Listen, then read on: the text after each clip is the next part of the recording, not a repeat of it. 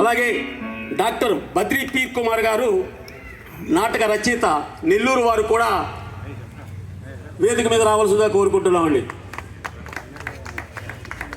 అలాగే పి చలపతి కుమార్ సినీ దర్శకులు హైదరాబాద్ నుంచి ఇచ్చేశారు.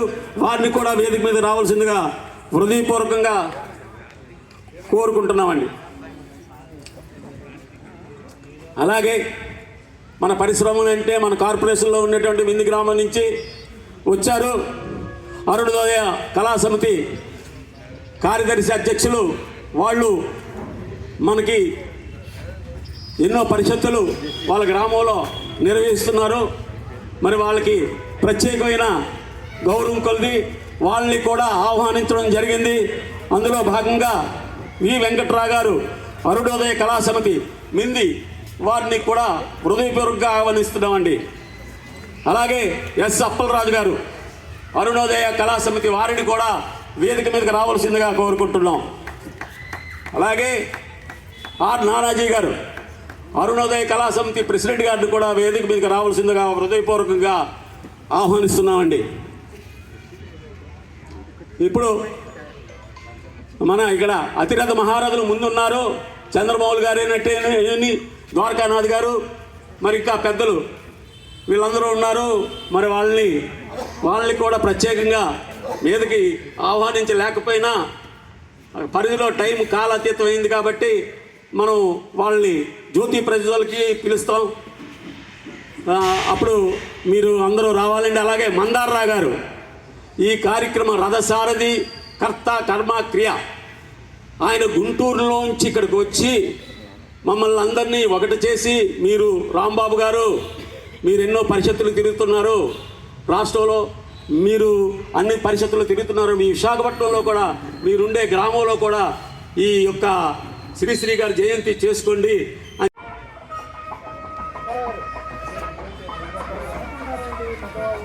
చంద్రమౌళి గారు సార్ రండి సార్.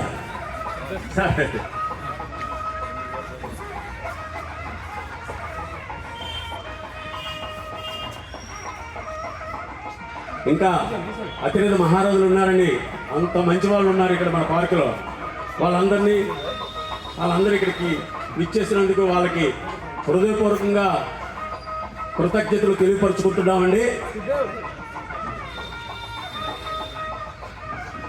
మరి ఈ కార్యక్రమం అయిన వెంటనే మంచి హాస్యనాటిక చింత సచిన అనే బర్రె సత్యనారాయణ గారు దర్శకత్వంలో ఉంటుందండి. హాస్యనాటిక తప్పనిసరిగా అది కూడా మీరందరూ తిలకించండి.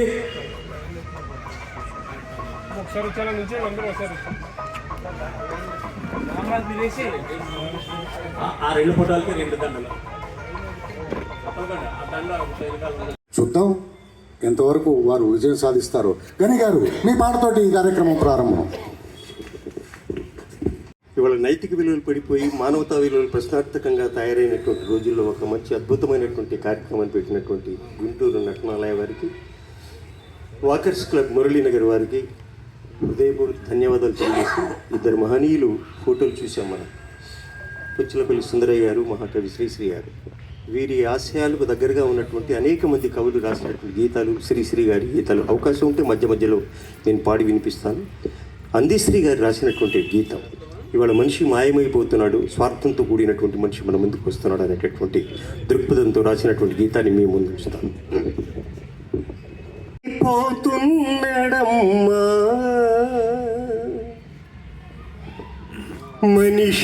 మనిషన్నవాడు ఓ మచ్చుకైనా లేడు చూడు, మానవత్వం ఉన్నవాడు మాయమైపోతున్నడమ్మా మనిషన్నవాడు, ఓ మచ్చుకైనా లేడు చూడు, మానవత్వం ఉన్నవాడు. నూటికో కోటికో ఒక్కడే ఒక్కడు, నూటికో కోటికో ఒక్కడే ఒక్కడు, యాడ ఉన్నడు గాని కంటికే కనరాడు మాయమైపోతున్నడమ్మా మనిషన్నవాడు మనిషన్నవాడు నిలువెత్తు స్వార్థము నీడలా వస్తుంటే చెడిపోక ఏమైతడమ్మా ఆత్మీయ బంధాల ప్రేమ సంబంధాల దిగజారుతున్నడోయమ్మా ఆత్మీయ బంధాల ప్రేమ సంబంధాల దిగజారుతున్నడోయమ్మా అవినీతి పెనువాస అంధకారములోన చిక్కిపోయి రోజు శిథిలమవుతున్నాడు మాయమైపోతున్నడమ్మా మనిషన్నవాడు మనిషన్నవాడు ఇనుప రెక్కల డేగ విసిరిన పంజాకు కోడి పిల్లై చిక్కి కొట్టుకుంటున్నాడు ఉట్టికి స్వర్గానికి అందకుండా తుదకు హస్తి పంజరమల్లేకు పిలుచనున్నాడు కదిలి విశ్వము తన కను సంద్రలో నడువ కను బొమ్మలగరేసి కాల గమనములోన మాయమైపోతున్నడమ్మా మనిషన్నవాడు మనిషన్నవాడు కుక్కెనక్కల దైవ రూపాలుగా కొలిచి పండినదిని చూస్తే పడి మొక్కుతుంటాడు చీమలకు చక్కెర పాములకు పాలోసి జీవకారుణ్యమే జీవితం అంటాడు తోడబుట్టిన వాణ్ణి ఊరవతలకు నెట్టి కులమంటూ ఇల మీద కలహాల గిరిగీసి మాయమైపోతున్నడమ్మా మనిషన్నవాడు మనిషన్నవాడు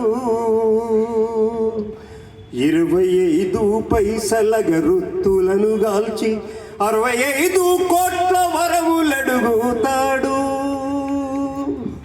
దేవుళ్ళ పేరుతో చందాలకై దొంగ భక్తి ముసుగులోన బలపోలు పెడతాడు ముక్తిలో నానరుడు రక్తిలో రాజై రక్కసి మార్గాన రంజిల్లుతున్నాడు మాయమైపోతున్నడమ్మా మనిషన్నవాడు మనిషన్నవాడు అవసరానికి మనిషి సృష్టించి రూపాయి చుట్టూ తిరుగుతున్నడమ్మా రూపాయి కొరకు ఏ పాపానికైనను వడిగట్టెనదుగు చూడమ్మా కోటి కోసం కోటి విద్యలదిపోయి ఒట్లకు పడగెత్తే కోరికలు చలరేగి మాయమైపోతున్నడమ్మా మనిషన్నవాడు ఓ మచ్చుకైనా లేడు చూడు మానవత్వం ఉన్నవాడు నూటికో కోటికో ఒక్కడే ఒక్కడు యాడ ఉన్నడో గాని కంటికే కనరాడు మాయమైపోతున్నడమ్మా మనిషన్నవాడు మనిషన్నవాడు మనిషన్నవాడు మధ్య మధ్యలో ఇలాగే పుణ్య ఫలములు పంచు సుమనస్వి భక్తి ప్రపత్తుల నిరంతర సంస్కార స్నేహశీలి అవసరాల స్పందించు త్రియుక్తి మన అందరి సంతృప్త ఫలదీప్తి నేటి మా సత్కార గ్రహీత మానిశ్రీ చింతాడ అచ్యుతరామారావు గారు శుభ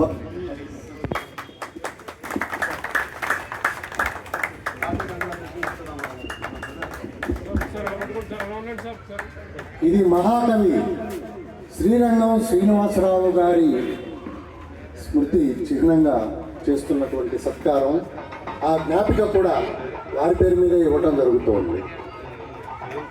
ఇప్పుడు విషయం మరి ఈ కార్యక్రమం ఏర్పాటులో మన మిత్రులు ప్రతిరోజు కూడా మనందరం కలిసి తిరిగినటువంటి ఈటి రాంబాబు గారు పోర్టు రిటైర్డ్ ఎంప్లాయీస్ అసోసియేషన్లో సభ్యుడై ఉండి ఆ అసోసియేషన్ ద్వారా ముఖ్యంగా మన చౌదరి అప్పారావు గారి సౌజన్యంతో ఆయన ఆశీస్సులతో రాంబాబు గారు చాలా కళావేదికల మీద చాలా కార్యక్రమాలు నిర్వహించారు.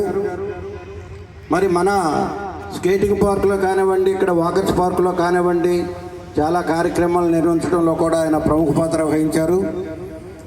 అటువంటి వ్యక్తి ఈవేళ నాకు సన్మానం చేస్తానంటే నేను ముందుగా వద్దన్నాను. ఎందుకంటే సన్మానం చేయించుకునే అంత గొప్ప పనులు మనం ఏం చేయడం లేదు. ఏదో ఉడతా భక్తి మీ కార్యక్రమాలకు సాయం చేస్తున్నాం అంతే తప్ప దాన్ని బయట అందరికీ చెప్పుకుని చేయవలసినంత గొప్పవేం కాదు అన్న కూడా లేదు. నేను ఒకసారి అందరి మధ్యలో నా మనస్తృప్తి కోసం మీకు చిన్న సన్మానం చేయదలుచుకున్నానంటే సరే చెయ్యండి అనేసి ఒప్పుకోవడం జరిగింది. ముఖ్యంగా ఒక భావకవి ఆనాటి మహారథులకు, ఈ వేదిక ముందున్నటువంటి పెద్దలకు, కళాభిమానులకు, కళా పోషకులకు, అదేవిధంగా మన పుర ప్రముఖులకు అందరికీ నమస్కారం.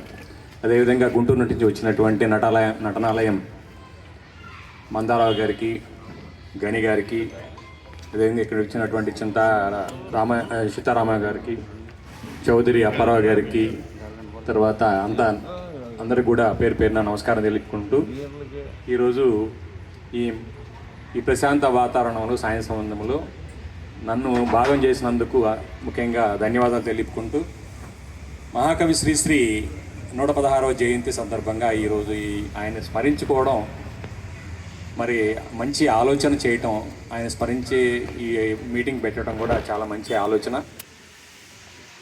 మనం చదువుకున్న రోజుల్లో మహాకవి శ్రీశ్రీ గురించి కానీ మీ కాలేజీలో కానీ స్కూల్స్లో కానీ ఈ ప్రస్తావన ఉండేది.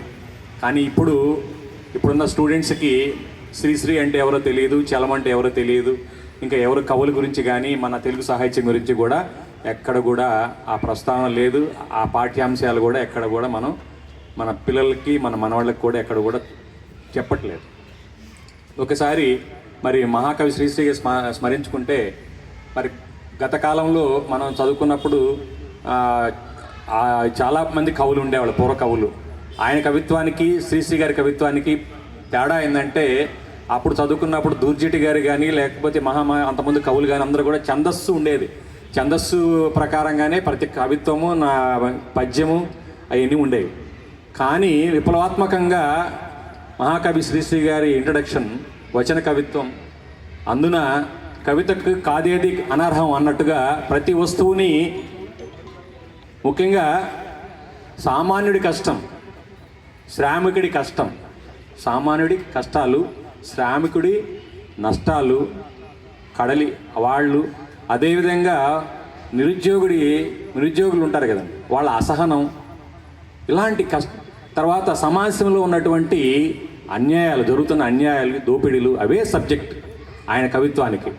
మనం ఒకసారి తేడా గమనిస్తే జంధ్యాల పాపయ్య శాస్త్రి గారు, అంటే కృష్ణ శాస్త్రి గారు పుష్ప విలాపం ఆయన ఏం రాస్తారంటండి, అంటే ఆయన సబ్జెక్ట్ వేరు. ఆయన పుష్పము ఏ విధంగా విలపిస్తుందో, ఒక పువ్వును కోస్తే ఆ సబ్జెక్ట్ ఎన్నుకున్నాడు పుష్పం గురించి. దానికి కాంట్రరీగా మన మహాకవి శ్రీశ్రీ గారు సామాన్యుడి కష్టం గురించి మాట్లాడతాడు. సామాన్యుడు ఏ విధంగా కష్టాలు పడుతున్నాడు, శ్రామికుడు ఏ విధంగా కష్టాలు పడుతున్నాయి, అన్నీ కూడా ఎత్తి చూపించి సమాజంలో అందరికీ తెలియపరిచేట్టుగా దానికి ఏ విధంగా ముందుకు పోవాలి, ఏ విధంగా చైతన్యం అవ్వాలి, దాని గురించి దోపిడీ వ్యవస్థను ఏ విధంగా నిర్మూలించాలన్న దాని మీద కవితలన్నీ కూడాను, ఈ ఖడ్గ సృష్టి కానీ మహా ప్రస్థానం కానీ అన్నీ కూడా నడిచినాయి. కాబట్టి అలాంటి మహాకవిని ఈ సందర్భంగా స్మరించుకోవడం అందరికీ చాలా మంచి శుభదినం. అదేవిధంగా దానిలో భాగం చేసినందుకు అందరికీ ధన్యవాదాలు తెలుపుకుంటూ నమస్కారం. వాకర్స్ క్లబ్లో నటనాలయ గుంటూరు వారు నెరవేర్చడం మాకు చాలా అదృష్టంగా భావిస్తూ వారికి కృతజ్ఞతలు తెలుపుకుంటున్నాం. Thank you sir. బట్టి కనిపిస్తోంది సృష్టిని విన్నాను, దృష్టిని బట్టి కనిపిస్తోంది సృష్టిని విన్నాను, నువ్వు అది వాదం అన్నావు, నేనది వేదం అన్నాను. నువ్వు అది వాదం అన్నావు, నేనది వేదం అన్నాను. దృష్టిని బట్టి కనిపిస్తోంది సృష్టిని విన్నాను, నువ్వు అది వాదం అన్నావు, నేనది వేదం అన్నాను. నువ్వు అది వాదం అన్నావు, నేనది వేదం అన్నా. ఒక్కడు బాంబులిసురుతుంటే, బల ప్రదర్శన కోసం ఒక్కడు బాంబులిసురుతుంటే, నువ్వు అది శౌర్యం అన్నావు, నువ్వు అది శౌర్యం అన్నావు, నువ్వు అది శౌర్యం అన్నావు, నేనది క్రౌర్యం అన్నాను. దృష్టిని బట్టి కనిపిస్తోంది సృష్టిని విన్నాను, నువ్వు అది వాదం అన్నావు, నేనది వేదం అన్నాను. నువ్వు అది వాదం అన్నావు, నేనది వేదం అన్నాను. అందం కోసం అప్పు చేసి ఒక ఆభరణం కొంటే, అందం కోసం అప్పు చేసి ఒక ఆభరణం కొంటే, నువ్వు అది కంకణం అన్నావు, నువ్వు అది కంకణం అన్నావు, నువ్వు అది కంకణం అన్నావు, నేనది సంఖ్యలన్నాను. దృష్టిని బట్టి కనిపిస్తోంది సృష్టిని విన్నాను, నువ్వు అది వాదం అన్నావు, నేనది వేదం అన్నాను. నువ్వు అది వాదం అన్నావు, నేనది వేదం అన్నాను. నమ్మిన సత్యం నిలిపేందుకు ప్రాణాలను నమ్మిన సత్యం నిలిపేందుకు ప్రాణాలను అర్పిస్తే, నువ్వు అది మరణం అన్నావు, నువ్వు అది మరణం అన్నావు, నువ్వు అది మరణం అన్నావు, నేనది జననం అన్నాను. దృష్టిని బట్టి కనిపిస్తోంది సృష్టిని విన్నాను, నువ్వు అది వాదం అన్నావు, నేనది వేదం అన్నాను. నువ్వు అది వాదం అన్నావు, నేనది వేదం అన్నాను. నువ్వు అది వాదం అన్నావు, నేనది వేదం అన్నాను. విహారానికి, వినోదానికి, విజ్ఞానానికి, శాంతికి, సౌభాగ్యానికి, కడల తీరం ఆహ్లాదానికి, ఖజానా ఆకృతికి ప్రకృతి ఇచ్చిన కానుకగా, పరిశ్రమల కేంద్రం, పర్యాటక నిలయం, మొత్తంగా పట్నం, విధి నిర్ణయించిన నగరం విశాఖపట్నం. ఈ విశాఖపట్నంలో జన్మించినటువంటి స్వర్గీయ మహాకవి శ్రీశ్రీ గారిని మాటలతో చెప్పాలంటే ఈ సాహిత్య సముద్రంలో ఒక బిందువే ఎంత చెప్పినా కూడా. అందుకని మహాకవి శ్రీరంగం శ్రీనివాసరావు గారిని నా కవితాక్షరాలతో శ్రీశ్రీ నామాక్షరాలని నేను అభిషేకిస్తూ ఈ కవిత ప్రతి లైన్లో మొదటి అక్షరం గమనిస్తే స్వర్గీయ మహాకవి శ్రీరంగం శ్రీనివాసరావు గారు కనిపిస్తారు. మధ్యుడు, హారతి, సమాజాకృతికి సులక్షణ విశ్లేషకుడు, కవికుల వినీలాకాశంలో పరిపూర్ణ చంద్రుడు, విలువలతో కవితాత్మక విశ్వానికి మెరుగులద్దిన శ్రీమంతుడు, అభ్యుదయ భావ సంపన్నుడు, రంగం ఏదైనా రాణింపుకు రహదారుడు, ఘంటాపథంగా ధ్వనించే విప్లవ భావకుడు, శ్రీనివాసం కన్నా జన నివాసంపై దృష్టి పెట్టి నిజాలు, సామాజిక అసమానతలు చూపెట్టి వాక్కు, భావ వ్యక్తీకరణ హక్కు అని భావించి ప్రజా కవిగా, సరళమైన భావగీతాల వైజ్ఞానిక రచయితగా రాణించిన రసమయ శ్రోత హృదయ చక్రవర్తి, ఉదయించే సూర్యభానుడిలా భావోత్పాదకుడు, జనరంజక శ్రామిక సాహిత్య సంపాదకుడు, యాంత్రిక జీవనంలో వివేక మాంత్రికుడిగా, తిరుగులేని వెలుగుల విప్లవ భావ శ్రీమంతుడు, ప్రజా హృదయంలో నిత్య స్థిర స్థానీయుడు స్వర్గీయ శ్రీశ్రీ. మంచి హిట్లు అయ్యాయి. అలాగే నేను నా సినిమాల కంటే కూడా దాసన్ నారాయణరావు గారి దగ్గర అసిస్టెంట్గా చేశాను. ఎందుకంటే ఆయన మీ అందరికీ తెలుసుంటారు కాబట్టి అలా పరిచయం చేసుకుంటున్నాను. అలాగే పి చంద్రశేఖర్ రెడ్డి గారు, సూర్యదేవర రామ్మోహన్ రావు గారి దగ్గర చేశాను. ముఖ్యంగా ఇక్కడికి రావడానికి కారణం ఏంటంటే నేను సినిమా ఇండస్ట్రీలో ముందుకెళ్ళడానికి ముఖ్యమైన కారణం శ్రీరంగం శ్రీనివాసరావు గారు. ఎందుకంటే ఆయన మహాప్రస్థానం నా గుండెని కదిలించి నాలో ఉన్న టాలెంట్ని నేను తెలుసుకొని ఇండస్ట్రీకి వెళ్ళడం జరిగింది. అలాగే ఇక్కడికి నన్ను ఆహ్వానించిన మందారరావు గారు నా సినిమాలో యాక్ట్ చేశారు ఇంతకుముందు. ఆయన ఆహ్వానం మేరకు ఇక్కడికి వచ్చాను. ముఖ్యంగా నాకు రేపు దాసరి గారి జయంతి సందర్భంగా బెస్ట్ డైరెక్టర్ అవార్డు వచ్చింది. అది వచ్చినా కానీ అది తర్వాత తీసుకోవచ్చు, ముందు ఇక్కడికి రావాలి. ఎందుకంటే సినిమా హిట్లు అవన్నీ తర్వాత. ఇక్కడ ముఖ్యంగా ఏంటంటే శ్రీరంగం శ్రీనివాసరావు గారు, అసలు నేను ఇండస్ట్రీకి రావడానికి ముఖ్య కారణం ఆయన మహాప్రస్థానం. ఆయన గురించి ఒక 2 మాటలైనా ఇక్కడ మాట్లాడాలని ఈ స్టేజ్ మీదకి వచ్చాను. ఎందుకంటే శ్రీశ్రీ గారి గురించి మా జనరేషన్కి కొంచెం తగ్గిపోతూ ఉంది. నెక్స్ట్ జనరేషన్కి మీ అందరూ కూడా ఇప్పుడు మీ ఇంట్లో పిల్లల్ని తీసుకురావాలని మనస్ఫూర్తిగా కోరుకుంటున్నాను. అదొక్క అటెంప్ట్ చేయండి. ఎందుకంటే గాంధీ గారి జయంతి రోజు గాంధీ గారు ఉన్నారని తెలిసి పిల్లలకు తెలుస్తుంది. అలాగే శ్రీశ్రీ గారు, ఇలాంటి గురజాడ అప్పారావు గారు, ఇలా వీళ్ళందరూ కూడా వాళ్ళ జయంతుల్ని మన వాడలా కొంచెం ఒక చిన్న ఫోటో, ఒక రాజకీయ నాయకులకి వాళ్ళ జయంతుల సభ ఫోటోలు పెట్టి చిన్న టెంట్లేసి చేస్తున్నాం. అలాగే మన శ్రీశ్రీ గారు ఇలాంటి గొప్ప గొప్ప రచయితల గురించి మనం అలా చేస్తే మన పిల్లలకి మా తర్వాత జనరేషన్ అందరికి తెలుస్తుంది. అలాగే సమయ భావన లోపం వల్ల ఒక త్వరగా ముగించాల్సి వస్తుంది. మళ్ళీ శ్రీశ్రీ గారి జయంతి ఇదే విశాఖపట్నంలో పెద్ద ఎత్తుగా, ఇప్పుడు మీరు ఎంతమంది ఉన్నారు దానికి 10 100 వచ్చి సత్కరించుకోవాలని, ఆ సభలో నేను పాల్గొనాలని మనస్ఫూర్తిగా కోరుకుంటూ మీ అందరికీ ధన్యవాదాలు తెలుపుతూ థ్యాంక్ యూ వెరీ మచ్. రాగం పులి చంపిన లేడినెత్తురు ఎగరేసిన ఎర్రని జంట రుద్రాళిక నైన జ్వాలిక కలకత్తా కాలిక నాలిక కావాలో నవకవనానికి అన్నాడు శ్రీశ్రీ అని ఊరుకోలేదండి.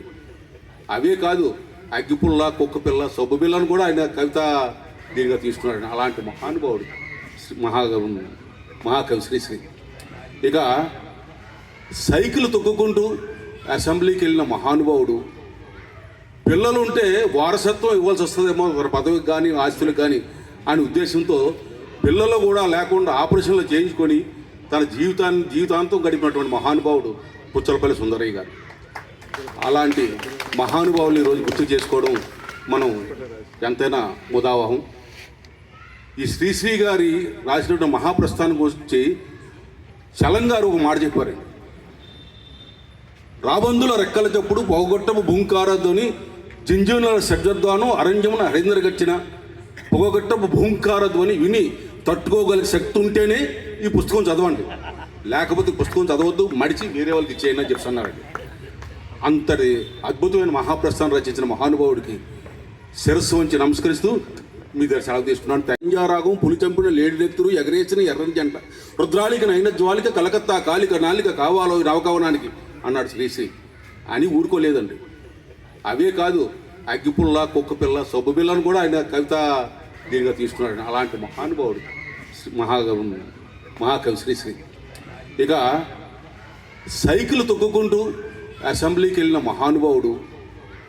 పిల్లలు ఉంటే వారసత్వం ఇవ్వాల్సి వస్తుందేమో పదవికి కానీ ఆస్తులకు కానీ అనే ఉద్దేశంతో పిల్లలు కూడా లేకుండా ఆపరేషన్లు చేయించుకొని తన జీవితాంతం గడిపినటువంటి మహానుభావుడు పుచ్చలపల్లి సుందరయ్య గారు. అలాంటి మహానుభావులు ఈరోజు గుర్తు చేసుకోవడం మనం ఎంతైనా ముదావహం. ఈ శ్రీశ్రీ గారి రాసినటువంటి మహాప్రస్థానం గురించి చలం గారు ఒక మాట చెప్పారు.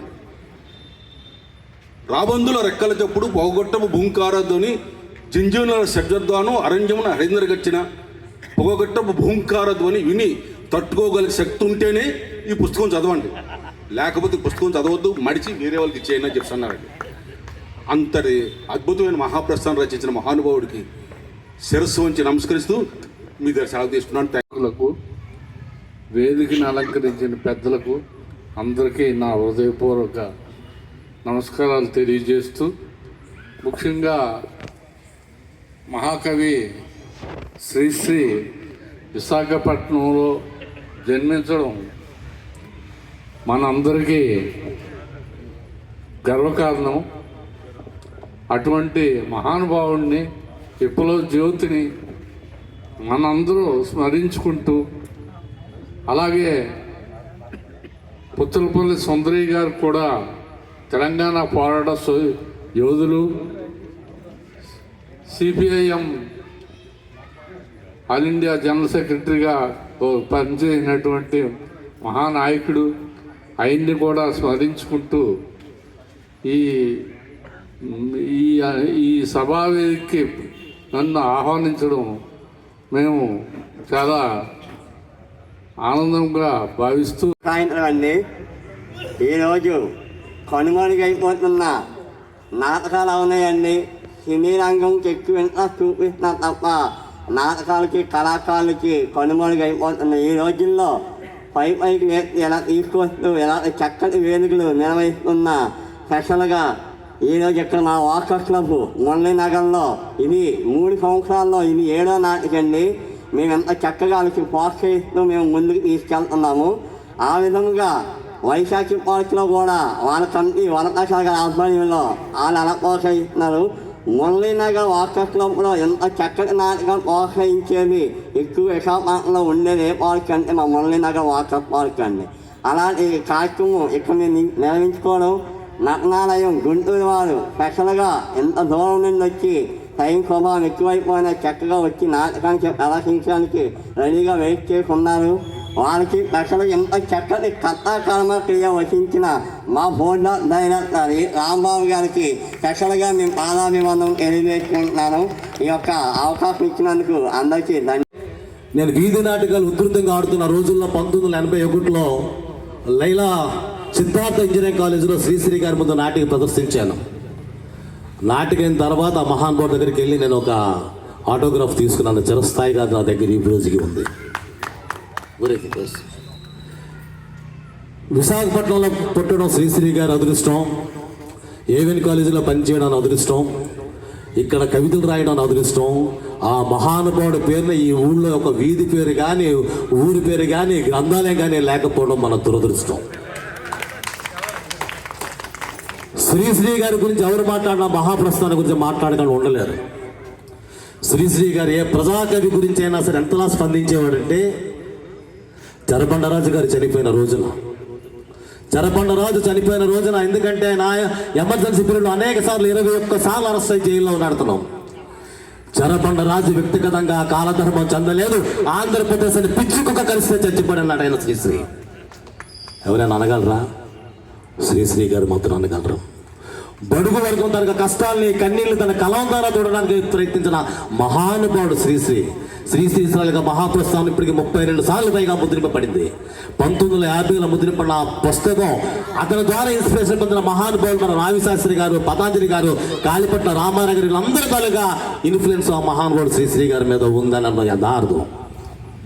శ్రీశ్రీ గారు మహాప్రస్థానికి ముందు మాట, మీకు శక్తి ఉంటేనే పేజీ తిప్పని తెలంగాణ రాశారు. ఎందుకంటే కనపడలేదా మరో ప్రపంచపు కనగలమండే త్రేతాగిని, మరో ప్రపంచపు కంచెలు కానా విరామృగం రోగింది, పదండి ముందుకు తోసుకుపోదాం పైకి అంటాడు కవితలో. మనది ఒక బ్రతికే నా కుక్కల వలె నక్కల వలె సందులలో పద్దుల వలె అంటాడు మరో పక్కన. మనకి తాజ్మహల్ చూడగానే తాజ్మహల్ తనకు అందాలు కనిపిస్తాయి, కానీ ఆ మహానుభావుడికి తాజ్మహల్ నిర్మాణానికి రాళ్ళెత్తున కూలీలు ఎవరని చెప్పి అడిగాడు ఆయన. గతమంతా తడిసిన రక్తంతో కాపుంటే కన్నీళ్లతో అని రాశాడు ఆయన. ఊరు చెట్టు కింద ఒక ముసలి చచ్చిపోతే ఆగెత్తి ప్రశ్నించాడు ఆయన. అందుకే ప్రపంచ బాధ శ్రీశ్రీ బాధ అంటారు. అటువంటి శ్రీశ్రీ తాలూకాకి సరైన గుర్తింపు లేదు. సుబ్రహ్మణ్య భారతిని తమిళనాడు గౌరవించుకున్నారు, ఓ రవీంద్రనాథ్ ఠాగూర్ని బెంగాల్ వాళ్ళు గౌరవించుకున్నారు. మనం కానీ ఆయన సముచిత స్థానంలో గౌరవించలేదు, గుర్తించలేదనే బాధ మాత్రం ప్రతి ఒక్క రచయితకి ప్రతి ఒక్కరికి ఉంటుంది. కారణం ఆయన కమ్యూనిజాన్ని ఇష్టపడడానికి ప్రధాన కారణం. అటువంటి మహానుభావుడి గురించి మాట్లాడే అవకాశాన్ని కలిగించిన ఈ కమిటీ సభ్యులకు, పెద్దలకు, ముఖ్యంగా ఎక్కడుండో ఇక్కడికి వచ్చి ఈ కార్యక్రమం నిర్వహిస్తున్న ప్రతి ఒక్కరికి పేరు నాకు శిరస్సు ఉంచి నమస్కరించి సెలవు తీసుకున్నాను.